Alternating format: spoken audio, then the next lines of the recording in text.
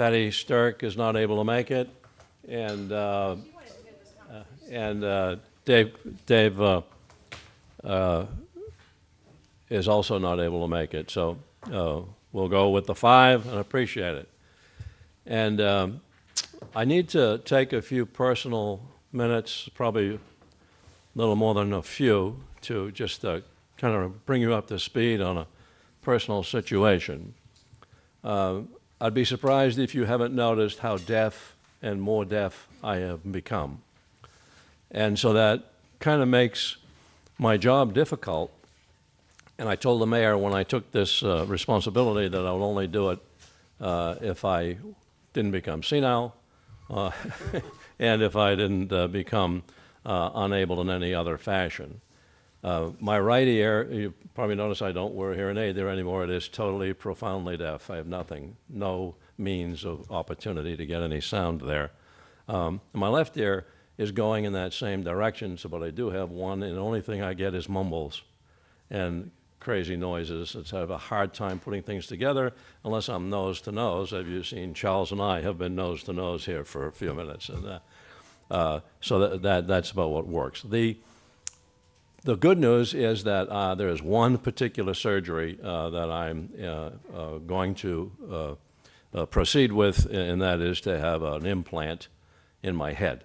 And I will truly be a bionic man if that works. If it doesn't work, it'll be of no consequence because they're going to do this ear that has no hearing anyway, and it's going to create sound waves to go to my brain. And I may even have to have speech therapy, not speech to talk, but speech to understand what's being said. I understand that some people, or most people, it comes out sounding like Mickey Mouse. So be prepared. You may have to animate as well. So the long and short of that is that for a while, I'm not going to be able to function. I've not been functioning very well to this point because it's gotten so bad so quick. And so what I'm going to do is, it's very important for me, on my influence and the authority, to be sure that we have educational sessions, that we learn more. There are so many questions that we don't have answers to, so many things we don't know, all of us. And the more I read, the more I realize I don't know. And there are very significant issues about risk responsibility for our city, for the city taxpayers, and for the decisions that we're going to make. We are definitely those decision makers. We're not a rubber stamp for the city, although it's the city that's going to benefit from everything that we do. But we have to do our own due diligence, take our own responsibilities, and put everything to the test of reasonableness and efficiency. So one of the questions that came up came from Kendall, and Kendall was talking about how the match works and whether they have to come up with their match as we put our money in. How's the 5-to-1 ratio work, and how do you pay for it while nobody is working, while there's no paychecks going out? Those are good questions. And when I looked at her questions and I continued to read more of what we've read already, realize that there are other things we need to be talking about as well that are equally as important, and that is a high importance level. And so I thought, you know, the city does have a bunch of professionals, and those are the resources available to us. The mayor promised those to us, and we have had them with the best of the best here at the table with us and in the audience with us, our council. And so we have those responsible people not only to assist us in our knowledge, but also to walk it through when the project actually comes to funding. So between now and when we might get funding, we really have to pay attention to more of the details of how this money flows and becomes qualified and complies with all of the regulations now, and as we come to know changes or know better what does exist now. So not being offensive to anybody about anybody else's knowledge, but I think that the choices we have to make involve lots of advice, and there are professionals, and there's a list of them. The people that we have to speak with us today will refer you to a particular page in the recent bond offering circular that lists who all these advisors and resources are in a bond issue. It's really kind of upfront. You didn't have to read the whole 500 or 280 pages. A lot of it is not what we're interested in. It's the process that we're interested in.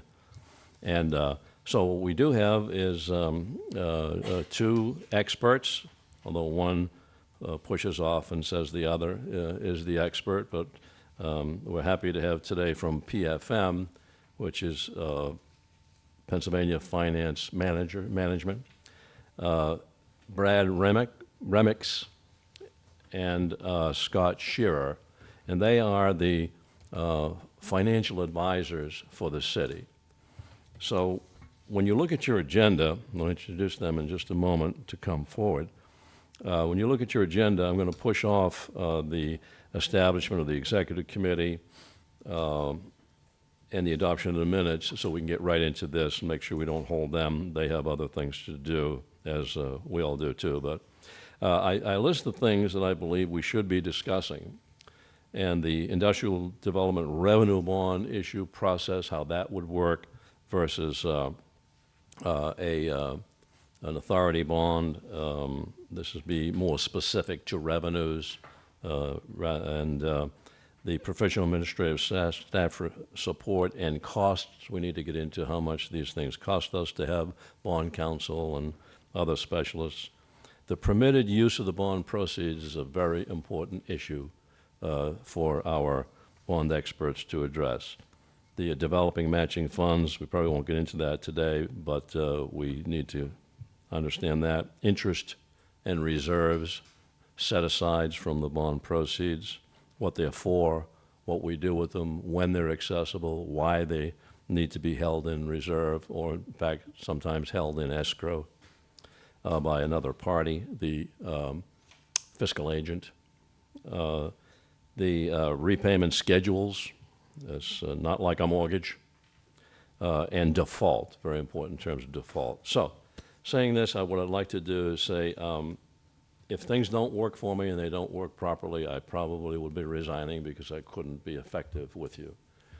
There is a good chance, however, that it'll work, and I'll be able to continue after a couple of months of being right in it, understanding everything that's going on. I've been a believer in paying attention because if you miss a word, you miss the point. So I can't subject you to that kind of unresponsive leadership if I can't, if I'm going to go around missing all the words. So what I want to do is ask Charles to facilitate for us today, looking at these things in the project funding, and he knows a lot about municipal and governmental influences in the process and the people as well. He's very well networked into all of that. So, Charles, if you don't mind, I would like to have you conduct it.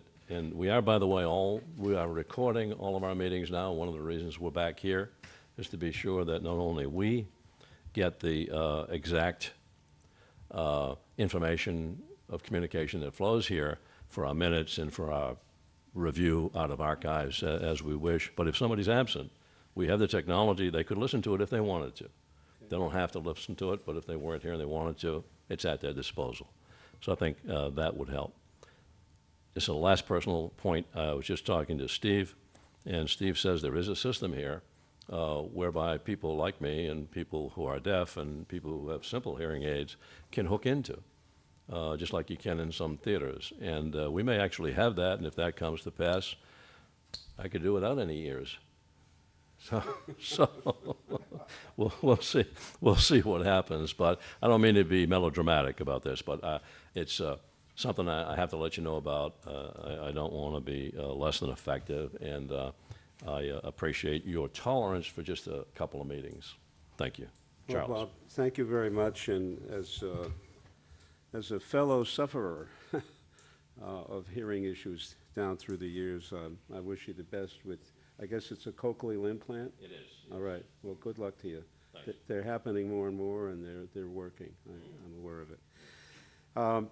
Brad and Scott, I guess if you're comfortable there, there's a microphone here and there's a microphone there. Wherever you guys are comfortable. Okay, great. Fine. As long as you can hear us okay, Yeah, we're good if you, can you hear him okay, Bob? I have some sense of hearing, so the louder you can speak, the better, regardless of this. Thank you. I don't know if you guys have prepared have you looked at our agenda? Yes. Okay. Do you have any opening comments you want to make before we jump into questions?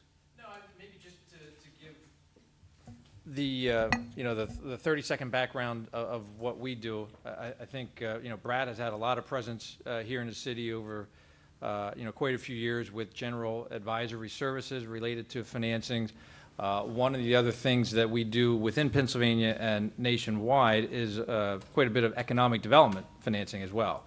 So we've, you know, very active in the tax increment financing world, where you're basically using real estate taxes to pledge towards economic development debt.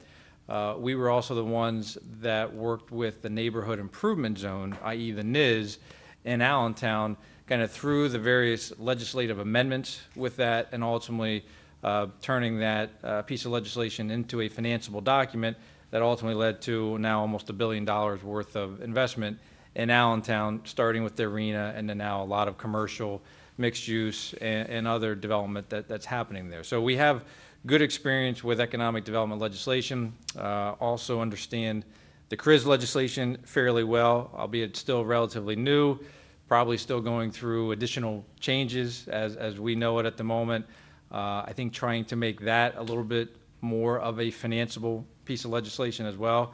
You know, again, just like the NIS, it was a good piece of legislation, but in today's day and age, to get a bank to look at financing it, or the capital markets, or investors to really put a good price tag on it, we needed to add a few extra belts and suspenders to that, and I think that's ultimately what's going to need to be done with the CRIZ as well to make it beneficial. So, you know, again, we understand all those pieces.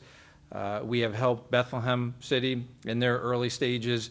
We're not their dedicated advisor to the CRIZ in Bethlehem, but we do some stuff on the periphery, do a lot of other work with Bethlehem, and have done kind of a lot of presentations around the state related to the CRIZ and how it could be beneficial. So, of course, we're happy to participate, try to answer any questions you have.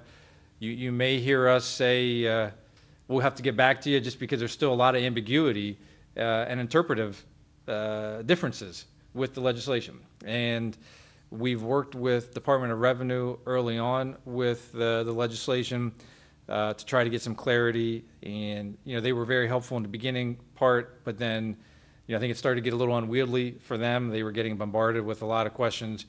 So we'll do our best to help you. I think we can definitely help facilitate some of these points that you have in here. So again, we're here kind of at your pleasure to answer questions, to, you know, go back and do a little bit more legwork, whatever you'd like. Thank you very much. I would just make a personal observation that having spent quite a few years in state government, that on behalf of all of us, we recognize that this is a highly provisional concept. In fact, if I would be candid, I couldn't believe where the hell it came from.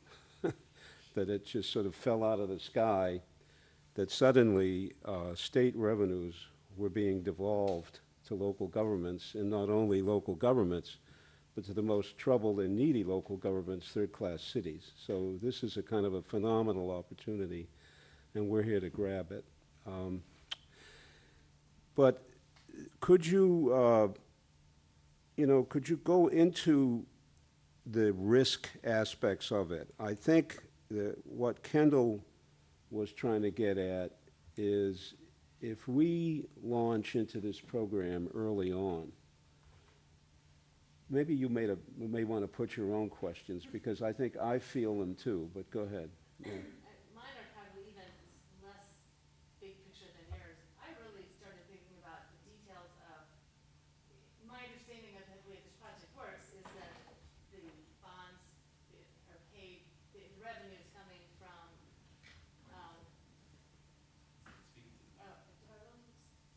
Just push a button. Oh, because I'm so interesting. obviously, right away, there's not going to be revenue generated from these projects. Tax extra, because it's supposed to be the incremental revenue from what's there already. So how long, I mean, where does money come from to pay? I don't have any experience with this kind of big real estate development stuff. I'm more of like a bought my house kind of person. Yeah, I think initially there's two main concepts. One which is, you know, probably familiar to the city with capitalized interest, where in the borrowing that you do, whether it's a public bond issue or whether it's a bank loan, and probably most of these will be more of private bank financings, at least initially, until the market gets a better hold of this financing structure. One of the uses of the funds that are borrowed is called capitalized interest, where you basically use some of that money to help pay your debt service or pay the debt service entirely during the construction period or until the increments start to ramp up. So that's one way to get you sort of through that initial construction phase before increments are realized. The other is to kind of use the quote-unquote line of credit that the state has available that you can tap within the baseline. You know, that's one where I think the overall construct of the CRIZ financing and what's included in the baseline is important, because I think the city and the CRIZ authority will want to be able to tap into that line of credit early on for that same purpose, because it might be a little bit more efficient than using capitalized interest. Because remember, again, capitalized interest, you're borrowing at, you know, whatever it is, 4 or 5%, and then you're using those proceeds, some of those proceeds, to pay the debt service. So it's not always extremely efficient, but yet it's done very frequently. So being able to tap into this line of credit is worthwhile, but I think that adds to another layer of risk that once the line of credit is tapped into, it's got to be repaid through once the revenues come in. And if it's not, ultimately the city is responsible for paying that. So it needs to be constructed very carefully to not put any undue or unnecessary risk onto the city. And that's where it comes into structuring that financing with the, let's just say again, it's with one bank or a consortium of a couple banks in the area, where we need to make sure that everyone in this room is comfortable with the revenue assumptions coming from that business or that enterprise, and ultimately the city is too. Because again, the city is the ultimate sort of fallback here, whether that's 20 or 30 years from now. But again, we want to make sure it's done correctly. So again, the short answer is there's a couple ways to bridge that gap before the increments are realized. And I think we won't be able to pin that down in much greater detail till we have a better feel of the projects that are being contemplated, the timing of the projects, and the incremental revenues that those projects are projected to generate. Okay, and then the baseline line of credit thing that the state offers, does that mean that the project, like the property, the parcel has some revenue? Is that what that means? Well, When you it's say baseline, is it assuming that property that we're using for whatever CRIZ project we're looking at already has some revenue? well, it's not necessarily that parcel specifically. Okay. It's the whole 130 acres. But it has to be one of York City's Yes. CRIZ Yes. properties, has to be producing something Yes. in order to have something to borrow from. That's right. So there's some different philosophies out there, albeit not a lot, because there's not a lot of cities that are entitled to the CRIZ. But there's some entities that say, well, when we set our map, our boundary, we basically want all undeveloped land so that we can use the CRIZ for its intended purposes and bring in economic development and create, new jobs and build new commercial sites and mixed use, things like that. But if you do that, you're not going to have any baseline to start with. So we're more of the mindset where you need to have some parcels in your 130 acres that are currently generating revenues so that you can tap into that baseline. Now, you are allowed per the legislation to swap parcels later down the road. So that's where, we feel it's important to have some revenue generators currently in there. And then 2 years down the road, 5 years down the road, whenever it is, once you get some business up and running, then you can take out some of those existing generators and replace now with vacant land so you can start building on those. So we feel it is very important to set that initial map and those businesses within that zone, that's very important from the get-go. Okay. Couldn't you say? I was going to say, couldn't you say? I guess maybe also from a baseline perspective, that's the year one assessed value. That's what it's all worth when you get started initially, and that's the baseline. That's right. Right. Is it real estate taxes though? I mean, it's not the assessed value of, it's just it's the revenue that's coming from those. It's basically the properties. state, it's that bucket of state taxes. It's the income tax. For the most part, yes. Okay. Not, a lot of taxes except for real estate estate. taxes, Okay. yes. Yeah.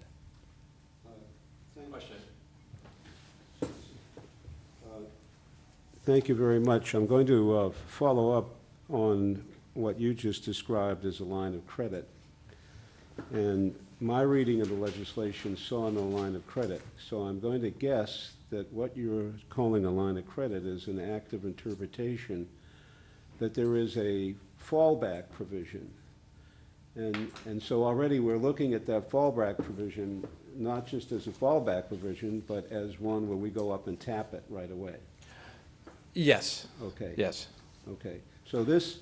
I think that's Thank at you least very worth much. considering. It's at least Yeah. worth considering it early on. Maybe we decide, well, that's not the right thing to do. And there's also issues, I think, there'll probably need to be some messages relayed to or conveyed to the Department of Revenue, potentially the Budget Office, that may be the intent of York, to utilize some of that baseline right out of the gates. Because I know, again, that's a sensitive topic because Department of Revenue and Budget Office, the state, they're having some of their fiscal issues. They're not necessarily cash flush. So if they hear that they're going to be out, they that being the state, they're going to be out 5-10 million of revenue because York will need to kind of borrow some of that money for a few years. We just need to think strategically through all that. I'm not saying it's bad, but we just sort of need to think it through and make sure that is the right decision. So that comes into just the entire thought process about which parcels we choose. I think so, yeah, Okay. yeah. Following on again, what's the,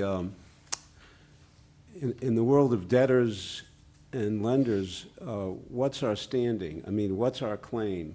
When you read the legislation, it looks like we walk up to the treasurer, we say, we're real, we passed an act, you owe us this money. Obviously, it isn't that simple. It sounds like you're already thinking that this is going to have to be in the realm of negotiation, and it's possibly going to be controlled a lot more by the regulations that will be issued. That, in other words, we don't have any kind of absolute claim. It's not, the sensitivity that you just pointed out, that the state also needs those revenues. Well, I guess that, I mean, the law is the law. Right. That the ability is built into the legislation that you can tap that. I think it's more, there's more politics to that, especially given the first go-around that took place with Bethlehem and Lancaster receiving the designation. And one of them was definitely going to tap into that line of credit kind of early on. The other one kind of said, well, we're not. Maybe that scores us a few extra brownie points by not doing that, given that, who's kind of allocating that designation. It's Department of Revenue, it's DCD, it's the governor's budget office. So there's, I'm just saying there's some politics related to that. But you want to make sure that York gets the designation or allocation. So it's all part of kind of the strategic plan to make sure that you have the plan in place. Oh yeah, no, state, don't worry, we're not going to tap into your line of credit. We have other means. We have capitalized interest that we can borrow. Or, I think we just need to be honest with them up front and say, yeah, based on the timing of our projects, based on the revenues that we foresee being generated from these new properties, we're probably going to have to tap into it for $5 million or whatever that number is for the first year. And just, we need to do the analyses to have that conversation with them. So the politics is that we need to let everybody know what we're thinking about. You're not suggesting in any way that politics is going to affect the treasurer when we come up and make the claim. And we say, look, this act exists. We are here to collect the revenues from this piece of property that's in our CRIZ zone, and we expect you to collect them on our behalf and remit them to us. right? He's not, he's a political animal, but the law is the law, right? Once York is kind of awarded the CRIZ designation, once you're in, then yes, the law is the law. The state has to do what the legislation says. Now, there may need to be some memorandum of understandings, some other legal documents that the banks or the investors may require that says, okay, we see it in the legislation that this is what Department of Revenue has to do to the budget office, what they have to do to the treasurer's office to get the money over to York. That's in the legislation, but we need a little bit more of a binding document. So not that it's going to be anything different than what's in the legislation, but again, the banks and the investors may require some other sort of documentation to say that what's in the legislation is really what's going to happen. But yeah, I mean, once you're in the program, then the state has to channel that money over. I mean, it's no question about it. A question, Charles. On those points, not sure I followed it all, but let me know if I did not. The application for our funding comes from the qualified payments that were made and calculated by the businesses and submitted on the forms to the Department of Revenue. Then the Department of Revenue certifies them and gives them to the treasurer. Treasurer takes the money.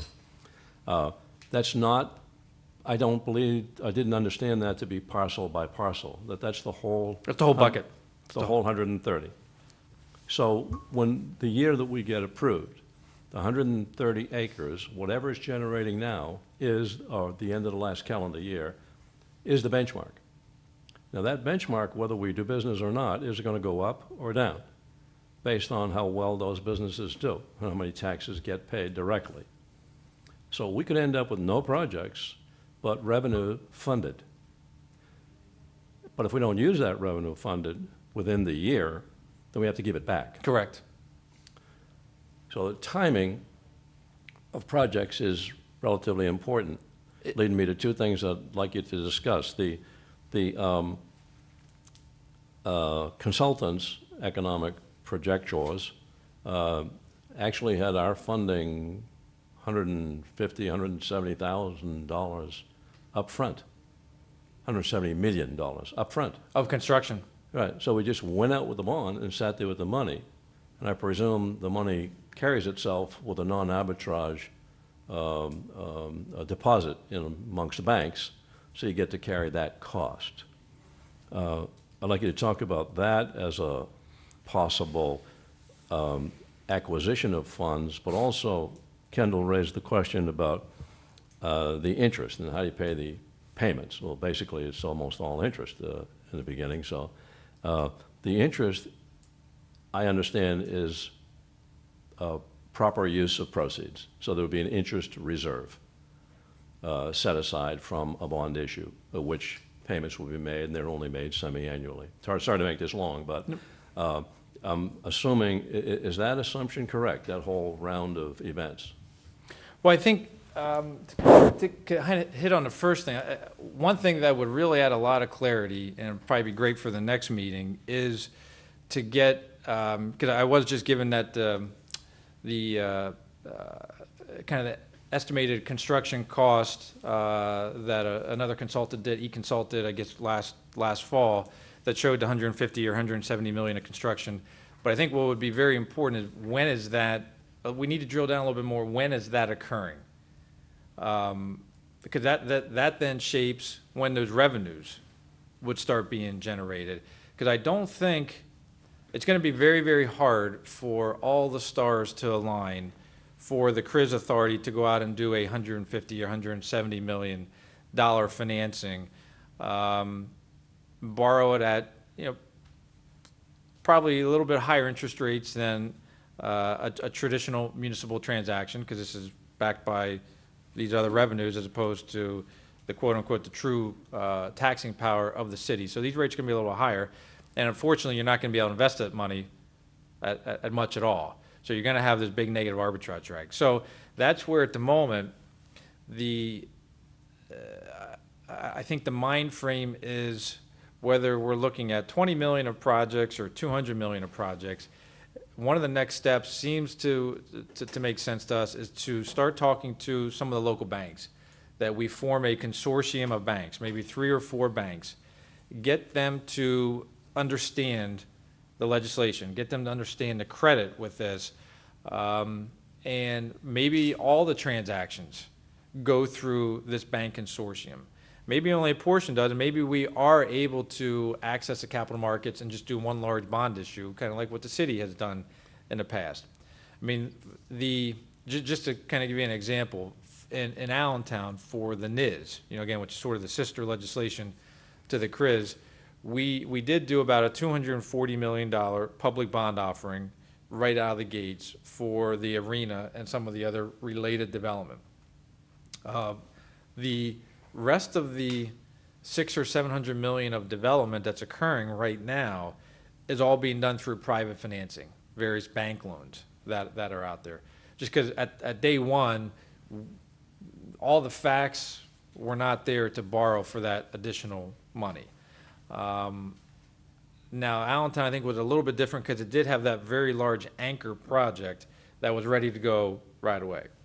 Bethlehem, for example, was one of the CRIZ designees. They're probably not going to be doing one large transaction either. More than likely, it's probably going to be a fair amount of smaller ones spread out over time as projects get ready. So that's how, again, without knowing the real details and the facts with York, I would imagine this one's probably going to shape up similar to, say, the Bethlehem model, where there's going to be, and that's where it's important to get this consortium of banks, because then as the authority approves a project, as a project comes to you, you approve the project, then we can go to that consortium of banks and take down, whatever it is, 10 million, 20 million, whatever is necessary for that project. So that's kind of how I see things shaping up with this legislation. It's just going to be very hard to make the numbers work by doing a very large bond issue right out of the gates. That's kind of our feeling at the moment, based on other economic development financings that we're doing and based on the way the legislation currently reads. Now, if there's a significant amendment to the legislation that allows for things to look a little different, then maybe we'll change our tune.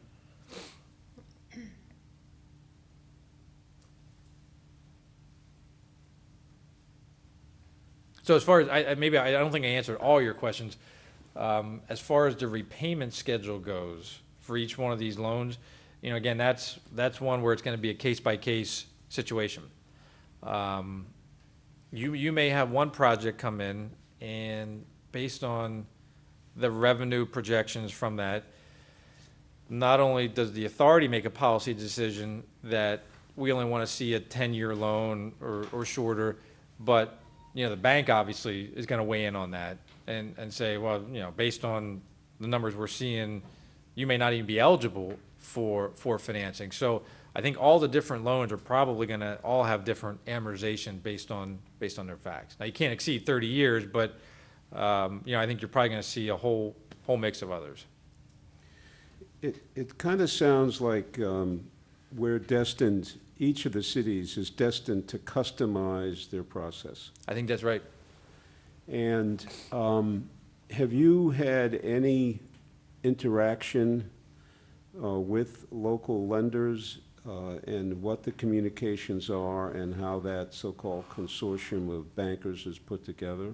We've had no discussions relative to York, but as far as the York CRIZ, but we've had other discussions, say, with Allentown Bank Consortiums or Bethlehem, or for other financings that we do. I mean, I think the banks will be very open to that, and I think it's a good starting point, because really for them to get, they need to get educated on the legislation so they get comfortable, so they can go to their credit committees and say, hey, we got some great projects going on in New York. We need everyone internally here at the bank to embrace it so that we can lend them money. Because I will tell you, especially with the NIZ in Allentown, it took a while. It took a while to do some arm twisting with the local banks to ultimately step up, because it was new, just like the CRIZ, new piece of legislation, uncharted, never been done before in the nation for that kind. The bank consortiums, they were saying, okay, we'll step in and help all these private developers once we see that you can get your big public bond issue done first. As soon as you get that done first, then that'll prove credibility, and then we'll all step in after that, and we'll be comfortable with that. And it really did just take a long education session with the banks to get them to truly understand it. And then ultimately, they need to understand the revenue stream that's going to be backing those bonds. And that's where it's going to be very important to analyze each project that comes before you, and is that project generating enough revenues to sustain that debt? And the key thing there is, if you have, I'm just making up numbers, if that project is bringing in, let's just say, $100,000 a year of new increment, the banks, and I think everyone in this room, are going to want to make sure that the debt service load related to that loan is not $100,000. Because what happens if revenues come in a little bit low one year, but your debt service stays at $100,000? Well, it could be a little bit of trouble. So there's going to be something called debt service coverage ratios that you're going to get very keen to, and the banks are going to go to that right away to say, okay, well, if you're bringing in $100,000 a year, we're going to only give you a loan amount that generates $50,000 of interest expense. So we know you kind of have double the income coming in case we see some anomaly. So those are all the issues we're going to have to deal with. And then there's a very large overriding policy issue that I think all of us are going to need to deal with, in that, do you want each project to stand on its own, meaning its increment will cover its own debt service, or will there be a policy decision to say, we're here to spur economic development? And there's going to be clearly some projects that are going to be great for the city, but unfortunately, they're going to be duds when it comes to what they generate from revenue. And, we really love to have that project come to York, but unfortunately, you just don't bring the revenues with it. So will then you allow other projects that are going on that are more of the cash cow, that are generating a lot more revenues than are needed for their debt service, and use some of those revenues to subsidize some of the. So those are going to be some very large policy issues that we're going to have to deal with. I don't know what the right answer is, but we see it all the time as, man, this is a great project, but we're going to have to deny you because your own revenues can't sustain your own debt. Now, if you take sort of this subsidy concept, are you going to potentially irritate some of the other larger projects where they do have a lot of revenue coming in, and maybe they want to use all their revenues for their own debt and for their own projects, and they don't want to give any up to subsidize some of the stuff? So that's where we need to really know what the projects are, what the timing of the projects, and kind of what's important to all of you. Well, thank you for that clarification. I think most of us on this board have had some sense that we were potentially going to get into situations where policy decisions would be made where not all of these projects were going to be stars, but some of them were going to be very important to the community, and that was really the significant role that was being thrust on all of us, to sort of think about that and step up and try to be community sounding boards on our own. But I'd like to get you back to what you said about your experience in Allentown.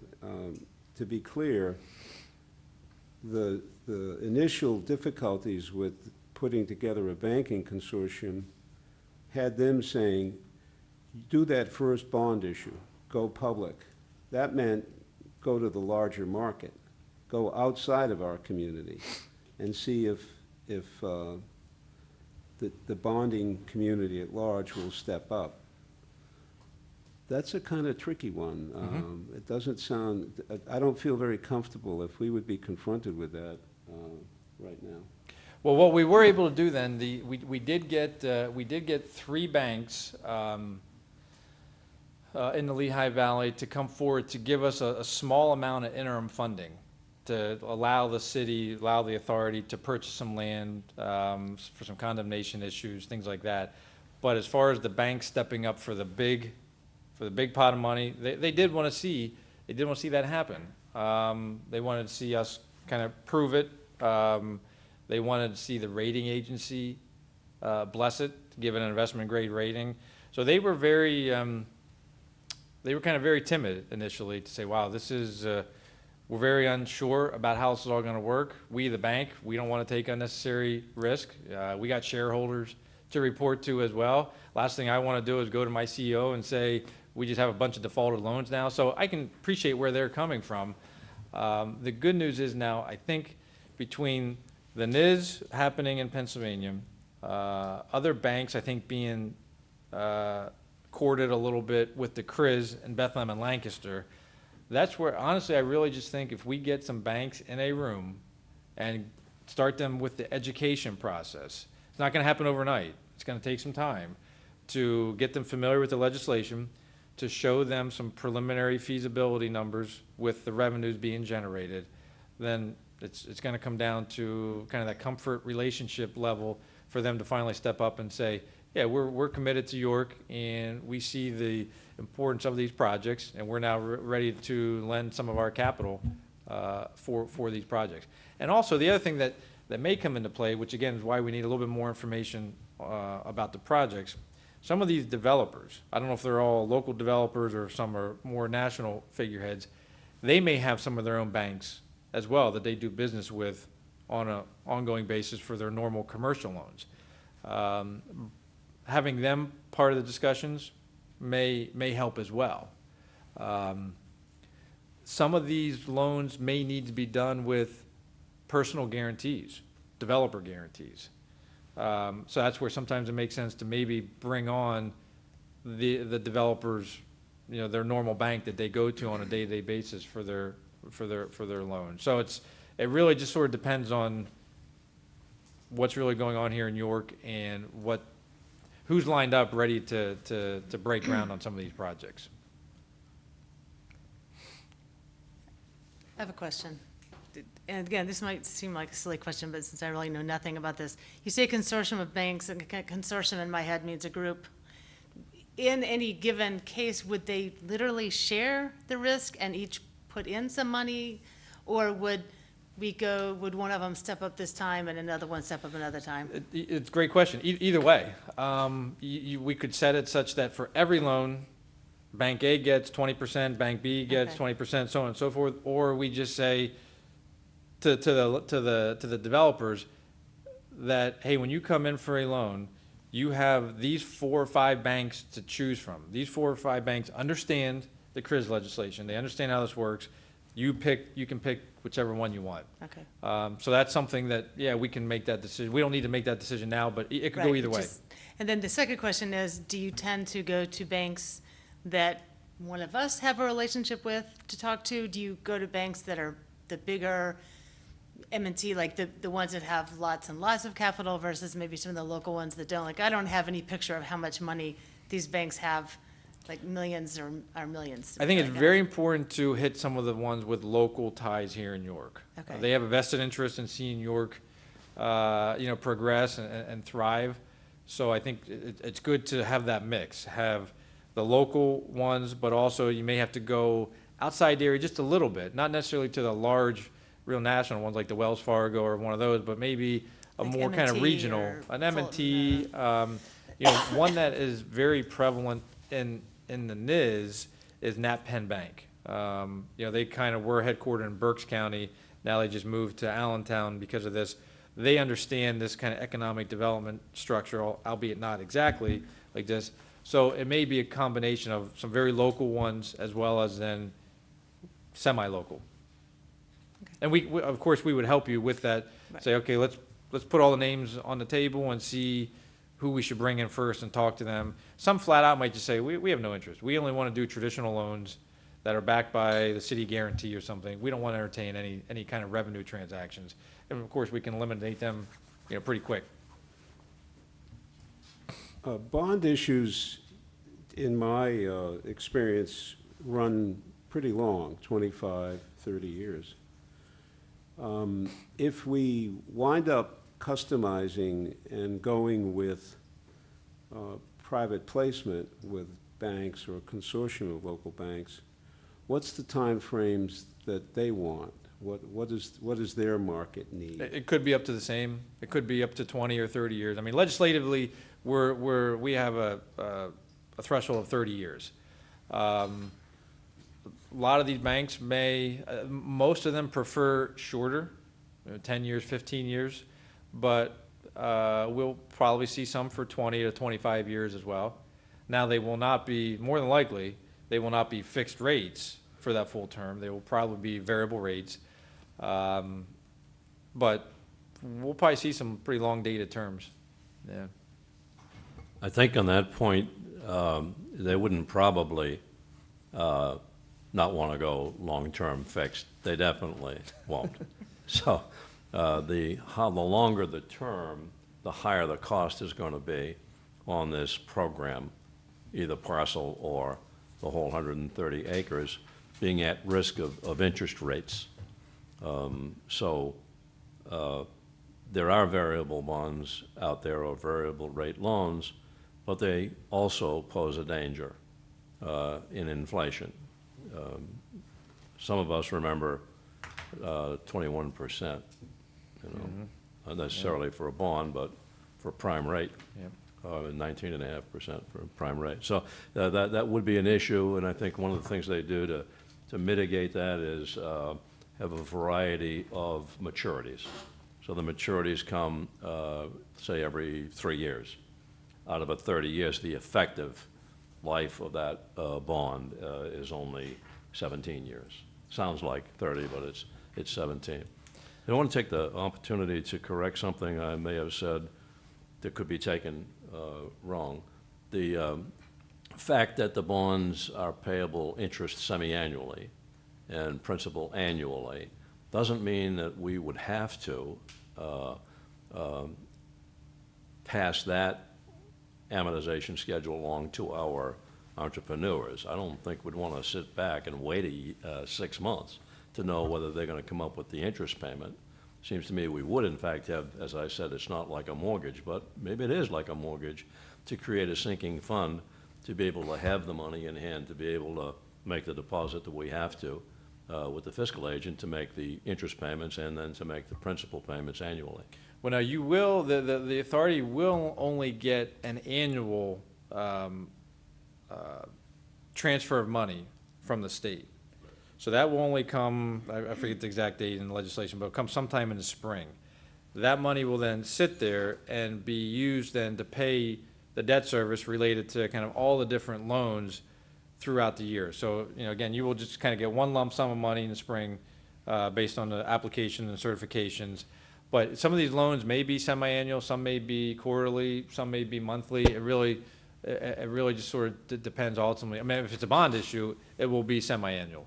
99% chance of that, unless it's a variable rate bond issue.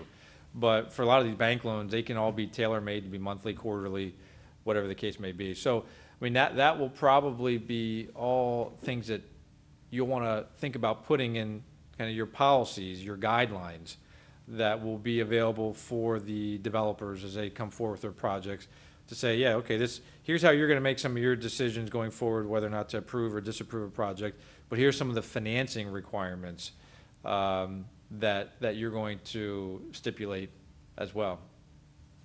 One other point, Michael pointed out to me the other day that we probably don't want to use the city's rating if we're going to get them rated because it's terrible. The bond that I chose to pass around to everybody is a little old. It had a BBB. Can someone tell me what the current rating is? Double B plus, it was actually downgraded to double B plus. What do you think? What do you think? You say double B. Oh, it's double B. Yeah, it went Okay, so it down went down a just little bit, Yes. but that's considered terrible.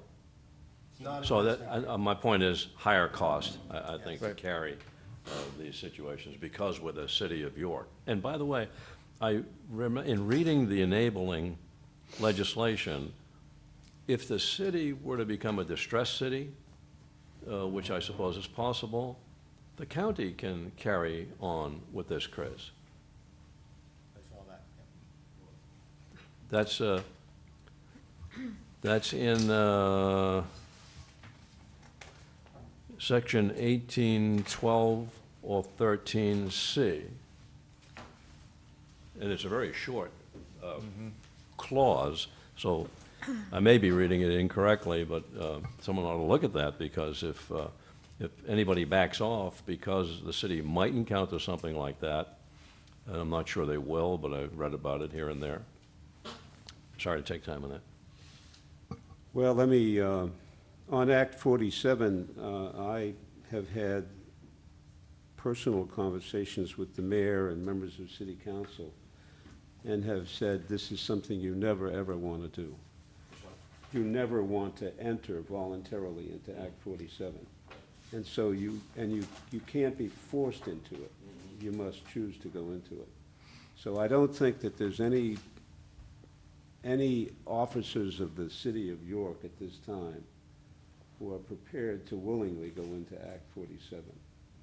I just don't see it happening. The point that you were making about the fiduciary structure, no dollars ever sit in any account that belongs to the CRIZ or the city of York. All claims for payment, everything is handled through the treasurer, correct? Through the treasurer, and then ultimately through the escrow agent or the fiscal agent. So the treasurer will then wire the money to, there'll need to be kind of a bank chosen, kind of one of the bigger clearinghouses, maybe like like an M&T or maybe Bank of New York Mellon, that money will then sit there in this escrow account. But the city will never have claim to that money to tap into it for some other reason. And CRIZ will never have claim to it per se. Correct. Right. I mean, there needs to be a pretty solid audit track of how those dollars are utilized. So the CRIZ board is going to need some pretty sophisticated financial service assistance.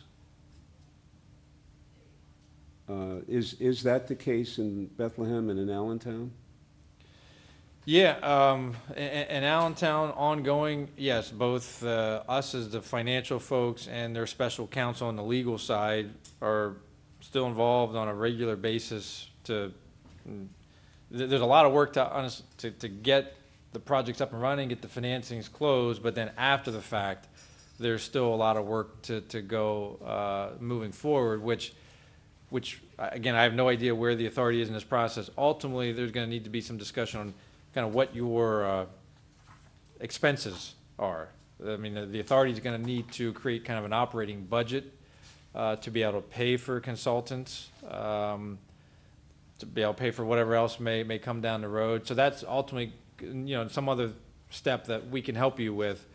You're going to need to pay auditors going forward. You're going to need to pay, some legal counsel, solicitor, whatever the case may be, and most of those expenses cannot be paid from CRIZ revenues. There's really only one professional that can be paid from CRIZ revenues, and that's kind of the compliance audit function. But all the rest, you will have to figure out other ways to come up with monies to pay for some of this other stuff. Maybe the developers pay for it through each one of the financings. Maybe for each loan, the authority establishes a commitment fee or a development fee that some percentage of every borrowing. So if a developer has a $10 million project, they have to provide the authority, some percentage or some dollar amount, $200,000 up front and something ongoing to put into your coffers so that you can pay for those ongoing expenses. So there's kind of lots of those things that need to be thought about to make sure you're able to stay up and running for quite a long time. I guess then it'd be similar to on some of just the, like the industrial revenue bonds that would go through, say, an IDA, where they may have some type of fee associated that's like point something Exactly. of the issuance, which Yep. goes back to that Yep. authority for Yep. administrative purposes Exactly. or what have. you'll probably want to assess an upfront fee from these developers as well as an ongoing fee too, just to provide that ongoing annuity stream for. But it has to be from the developers. It can't be from, The CRIZ revenue, CRIZ. correct. okay. But I guess at the same time, if it's a developer that's done or a business that has done previous bond deals before, then to tell them that they have some type of fee or so, that's not gonna be new news to them Correct. because they're used to it. Right. Okay. And it will have to be clearly outlined in your guidelines. So that when a business, when a developer, whatever, gets ready to submit something to you for your approval, more or less, for a project, they see right in there, oh yeah, if I do a $10 million loan, I'm gonna have to pay you $200,000 up front plus $15,000 annually. So again, you don't want any surprises. You don't wanna tick off any of these folks coming to, that has a great project. You want everything outlined up front. So again, there's no surprises. If you could stay with this discussion a little bit more and try to sort of game it out. 5:15. For example, some of us familiar with the fees that the Industrial Development Authority charges. Some of us actually have served on the IDA, and we know how that works, but I'm still looking for the kinds of staff that we're going to need or the kinds of consulting services we're going to need. And this is going to have to be routinized. And at some point, they're going to, someone is going to have a document that needs to be signed once a month or whatever that's going to trigger very important revenues from this to that, from the developer to this person to that person. It's all going to have to be routinized and made on a regular basis, almost like a car payment book. Mm-hmm. But it takes really very sophisticated people to routinize that. And then later on, someone out of let's say, a clerk level could run one of those documents around and bring it to the various persons. So we're going to have to pay for that, setting up that payment book. What's the cost of that kind of stuff? Well, as far as, kind of the main consultants that will need to be involved in this, I would say first, has the authority appointed a solicitor? Well, we are using the city's solicitor. Okay, so the city solicitor, okay. So there will need to be the authority solicitor. There will need to be more than likely a special legal counsel involved. This special legal counsel, kind of needs to be well-versed in economic development law and financing. They may ultimately act as bond counsel, they may not, it's kind of depends. So we'll need another special counsel on the legal side. Some financial folks like Brad and I. I see in the agenda that there's a draft proposal from Fourscore. It's kind of the audit or the compliance officer. You'll need that. Those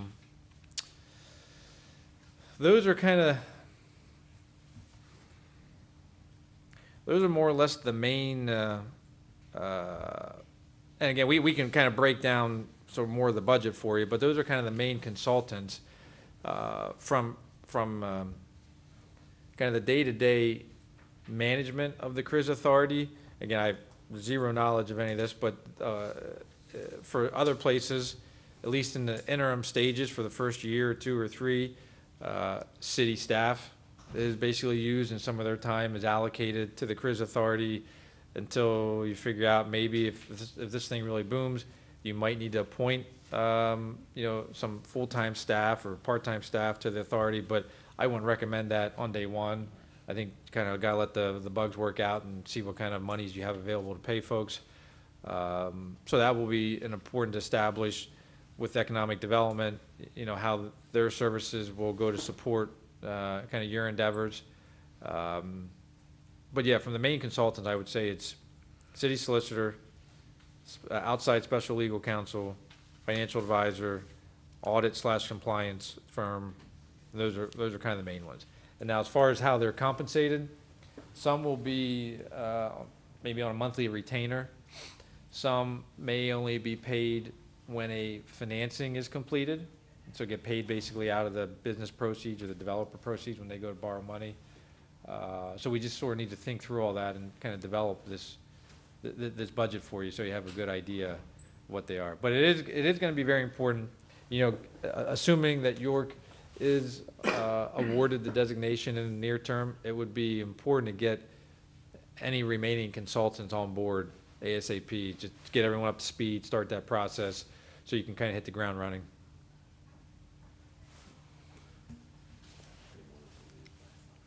Okay. Did that answer your question? Yes, it did. Thank you very much.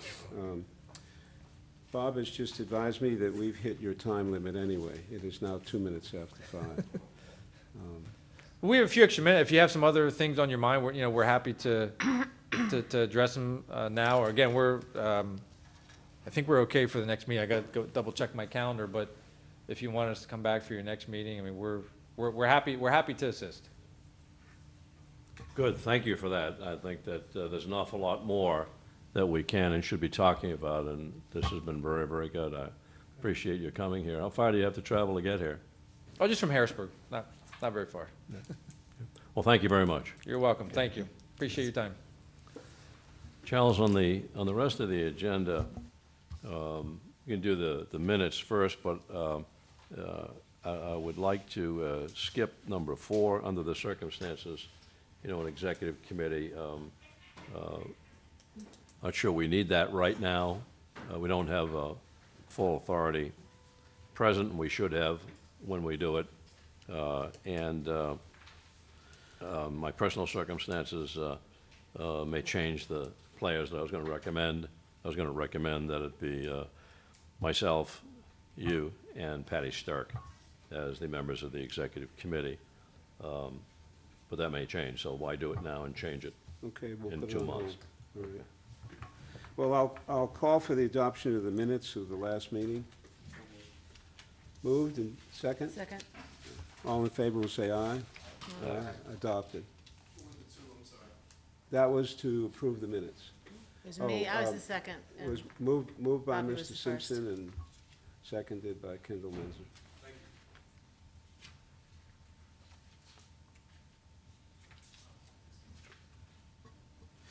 Project updates, and this will be brief. At the last meeting, we presented a preliminary draft of the initial projects that staff has been looking at, and since that time, we've had an opportunity to meet with, excuse me, a couple of the businesses that are listed in there. One, to start notifying them of our intent to list them as a CRIZ project, to answer questions and the like. In addition, during that time, we've also been reached out to by another organization. Matter of fact, it was had some just very brief, truly brief conversation, Bobby, with one of correct, to talk about it. Correct. Adding that to the list. And so with that, like I said, we've primarily been talking to, I'm sorry, even louder? Yeah, no, actually, speak up a little bit more. Oh, okay. And so with that, we've been, like I said, primarily just talking to existing businesses that are in that preliminary list. Again, just making sure that if we list them in the CRIZ, that A, they want to be in there, they understand it. Again, recognizing that we'll have to go back later on. But we haven't added a lot more of the projects since that time. On the last list of projects, I didn't read it real closely until after the meeting. And did I see in there parcels that are not in the existing structure of 130 acres? When you say parcels that are not in the That would be exist- Shipley, Norman. that one, Shipley, I'm pretty sure is not in there. Wasn't that address, though? I think, Norway? Norway Street? Was it on there? Norway? Norway Street. I don't have the list. And just 1 second. Let me.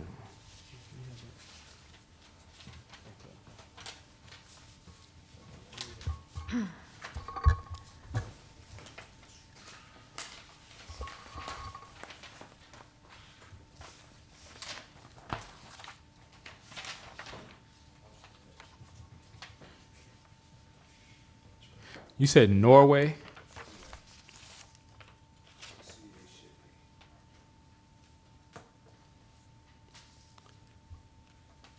Now I don't find No, it. I didn't think that rang a bell. But if that's, and that was one of the reasons for the committee that we discussed as well. And so if that's one as an example that we need to have in here, then certainly, you know, that's something that we need to know about.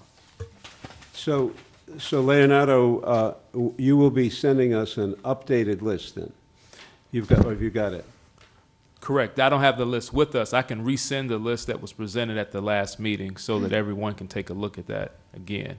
He said there wasn't much of a change. No, Okay. there has not been a change since the last meeting. All right. So, having fumbled around and found this, is Shipley 415 Norway Street, did that exist in the original 32? I would have to go back and look at the. I don't think Michael, so. do you know? I don't think so. Well, anyway, if it didn't, it's not in the zone. Well, the zone is changing, Correct. right, but We have to swap. Well, no, it was, we never actually, we had a list of I see what projects you in mean. the initial application, but then since that time, a lot of, actually, of those 32 initial projects, they were only about 3 that are actually active or still current to date. Right, right. And so the list that we have, So when we make our presentation or proposal, it may be widely different than the correct, original. correct. It, 130. yeah, Okay. it will be, I would say right now, it will be significantly different than the application that was submitted over a year ago. Sir, I would like at some point in the next 20 minutes, because I think we probably should be over with this in 20 minutes. I don't, this is a surprise to me to see Fourscore LLC. I don't know them, don't know anything about them. Well, can we get an indication of what this is about? Sure, I can handle that one. Trying to write and talk at the same time. it's funny, I didn't remember that either. Did we talk about that name last month? Or No, is it and we all can, new? it's new, but I'll let Michael speak to that. Okay, Their name has been mentioned before, but this was nothing that was, this wasn't an action initiated by the authority. Fourscore is the compliance officer or the auditor involved with Lancaster, Bethlehem, and Allentown. We've, since what was this? This was now back in August. We met with them to get a better understanding of what it is that they did in these other cities are currently doing, and their relationship to the legislation itself, their relationship to, I forget the name of the lobbyists. I'd have to go back and look at that. All that to say, the consultants that PFM just alluded to, as far as the compliance officer consultant, this is the compliance officer consultant that the other designated entities are using. So we reached out to them to hear what they had to say and brought them in. This proposal and then the summary sheet that's after it, it's not for the authority to act on now, but we asked them to put something together to understand in writing what it is that they propose to offer to us if and when the time comes. Again, this was more for information purposes, again, tying back to the conversation with the internal compliance and the auditing piece. And they also did the financial modeling for Lancaster and Bethlehem as well. Part of the conversation also with them was as we were looking at internally as to whether or not, as staff, we craft the application or if we use the same firm that was originally used to draft the application again. Foursquare was one that came up. And they also worked with, the firm that they worked with on the lobbyist side was Puglisi and Associates. And so, but again, they've worked with just about all of the CRIZs in some form or fashion, either doing financial modeling, audit work, the internal financial piece. so we should just read this as At this sort point, of read it for overview. information, and I the think kind of also thing. to have an idea of, again, what we would be looking at, and they may even mention, while I don't think they ask for a specific dollar amount in here, you at least get an idea from a compensation perspective, how the compensation would look like, or what the compensation would look like, excuse me. Gotcha. Cool.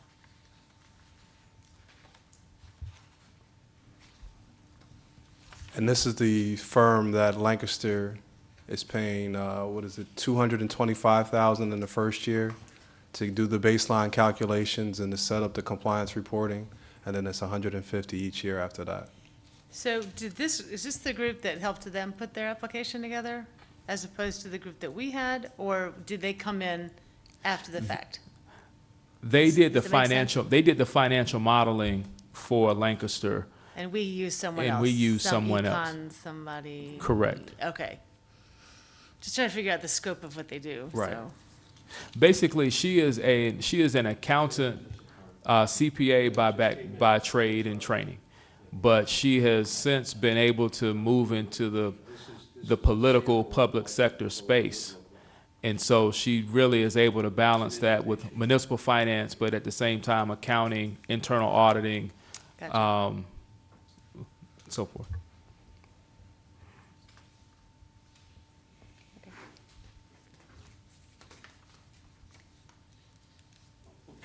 Leonardo, I think we're still in project updates. It's, the ball's in your court, right?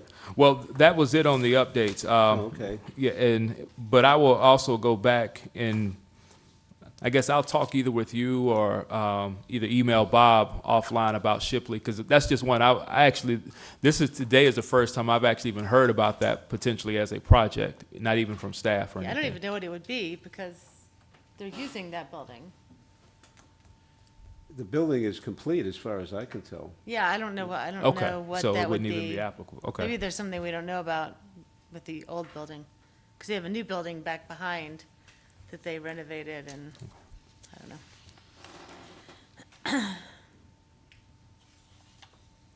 But that's all for the project updates.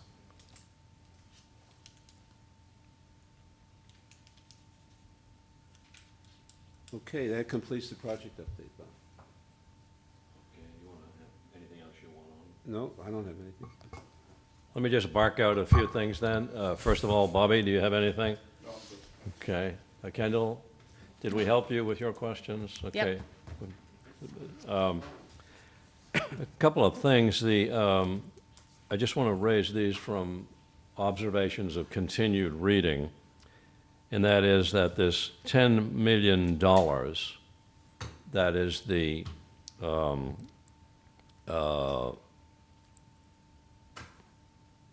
additional funding that we could get if we had shortfalls, and only for shortfalls of principal and interest. If we were to tap into that, it's only the first 7 years after project number 1. So that doesn't go on forever.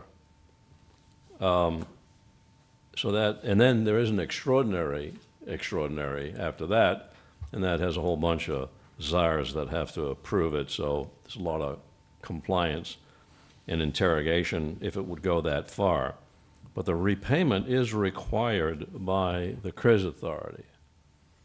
If it's not repaid by the CRIZ, in other words, if we don't have any more cash flows to cover that as time went on, then by the date of the final payment of the bonds originally issued, then the city has to pay. So the city, in fact, is at risk for up to $10 million. That's the maximum that you can get, and that $10 million could only get there if it doesn't exceed at any point in time 50% of a prior year baseline. So in no way can you get more than 50% of a baseline. And that may not be 10%, so I mean 10 million. So the 10 million is the max. But it should be understood that the city is on the hook for those funds if the projects don't provide the funds. And I would ask the question officially, what is the duration that says no later than 30 years following the initial issuance of bonds? That's when the CRIZ dissolves. Is that the issuance of the last bond or the first bond? First project or last project? Because that could mean 60 years. And I see no interpretation of that, so I think we probably ought to get our arms around what the administration's, the DCED's definition of that would be. And also, we talked a lot about the highest or maximized benefit of what kind of organization we would bring here. And we were saying, or I was saying anyway, coming from out of state is the best. I think that's true. And then I said coming from the state into York is the next best. But in reading this, if someone comes into York City from Commonwealth of Pennsylvania, the baseline comes with them. So whatever they generate here is not everything that we're going to get. We're going to get a portion of that. That would be what they exceed from a prior calendar year elsewhere in taxes of the right type having been paid. So that's not really as great as I thought it was. So lastly, then, if that's true, then it begs the question with an automatic answer that what's wrong with going from in-city to the zone? It's the same thing as coming from the Commonwealth to the zone. The baseline is going to move. So why should we penalize any businesses that are already in the city and say you're a lowest priority? So if you think that through, then at another meeting we could discuss that in a workshop meeting. Because I think that it's real important when you listen to the financial advisors here about size of projects, and then listen to ourselves talking about the kind of jobs we want, and try to figure out what really should the CRIZ target. What should we be motivating the staff of the Economic Development Department to go look for? Not just anything that comes down the pike, but something that we need to strategically design. You know, Bob, you've brought up a point that has been a policy discussion for about 30 years in economic development, and that is this concept of smokestack chasing. And that what is going on all the time is that Maryland is coming to Pennsylvania to lure a Pennsylvania company down there, and Pennsylvania is going to Maryland to lure Maryland companies up here, and that somehow or other the game is rigged so that you only win if you can lure somebody across the border. Well, first of all, you know, as a personal philosophical concept, I find that abhorrent. And I would wish that we would not do it and could stop doing it. But I don't see what you see. I don't see that that is built into CRIZ, that somehow or other there's this, the dice are loaded and that we're supposed to, or it's implied that we're supposed to get somebody from outside. I just don't see that. Well, it's the maximum benefit. They come in with zero baseline, so any taxes they used to pay in Maryland that now come in as they relocate to Pennsylvania, 100% of that money is above the benchmark. Their benchmark is zero. But it's not necessarily theirs. What do you mean, not theirs? It's ours, it's not theirs. It's not the company's.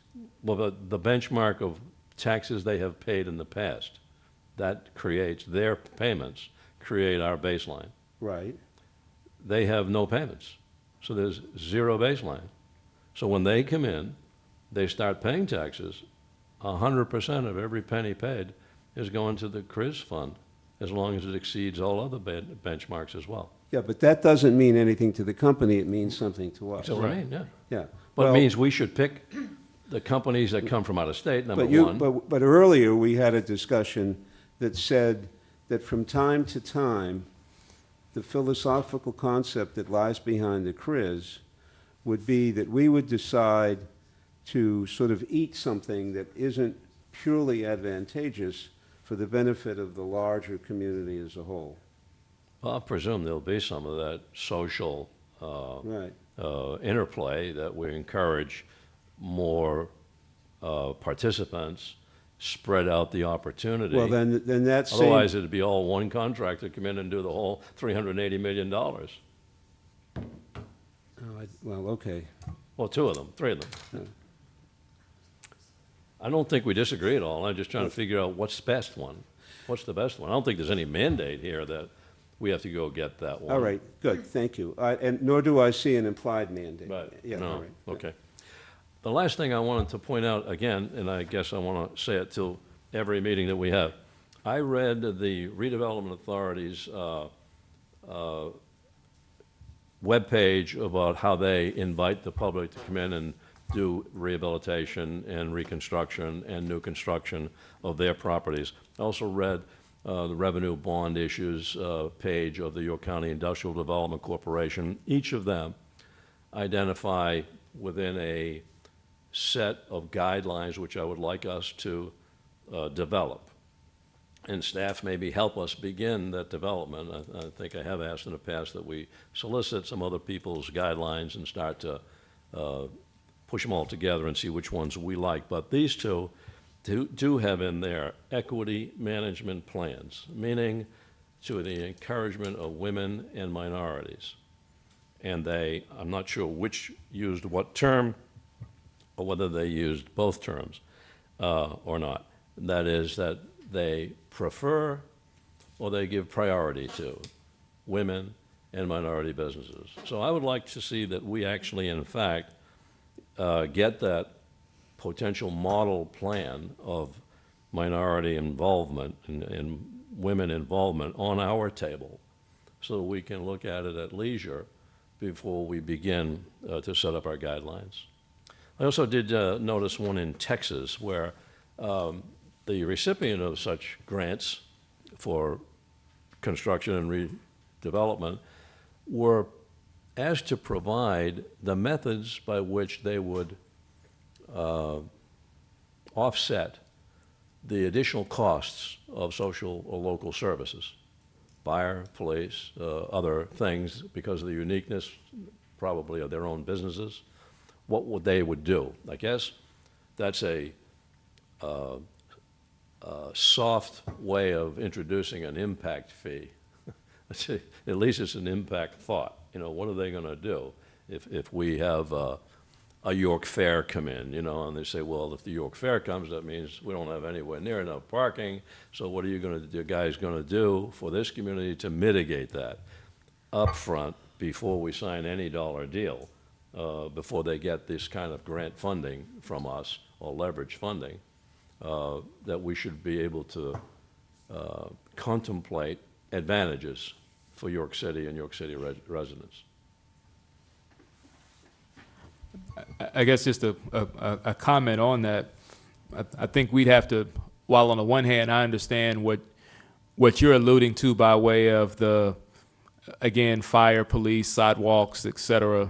The other thing I think we'd have to keep in mind is would it be perhaps perceived as another tax, so to speak, in light of the current property tax situation as far as the city right now. But the other thing is, I actually received an email from Eric Menzer just last week talking about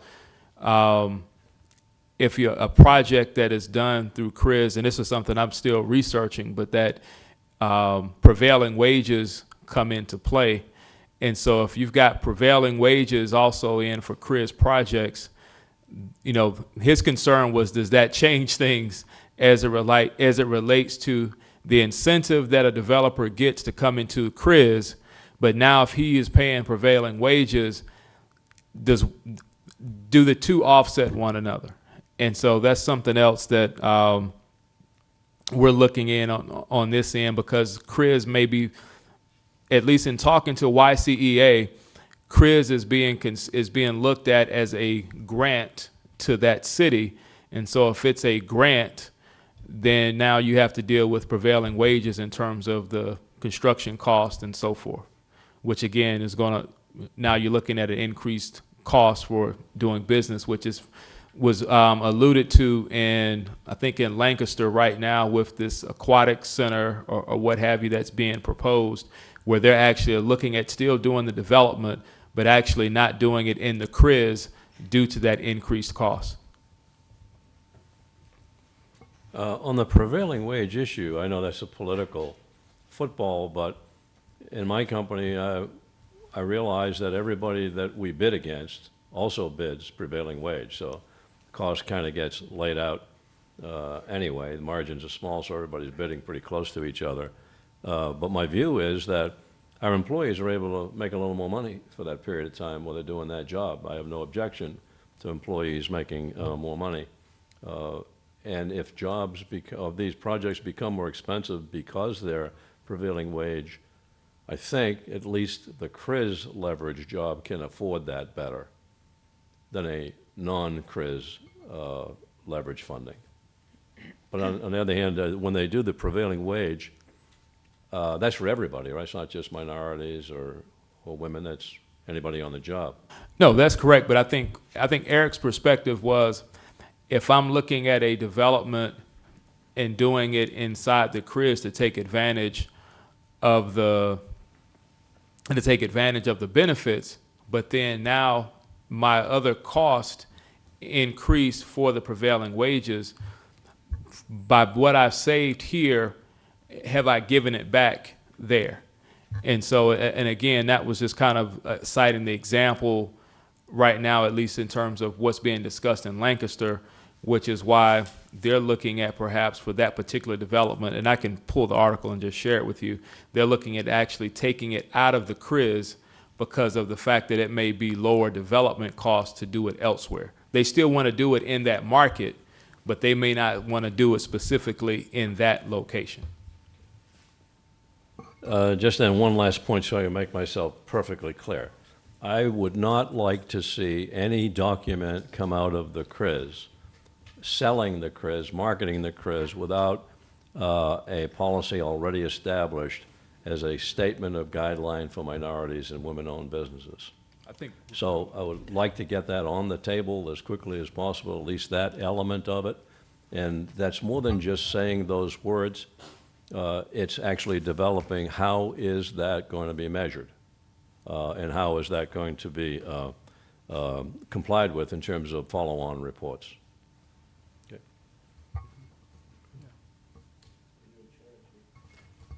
Staff, have we taken your time away from you? No? Okay, either way, either here or at home. Sorry about that. Okay, well, thank you very much, gentlemen. Appreciate it.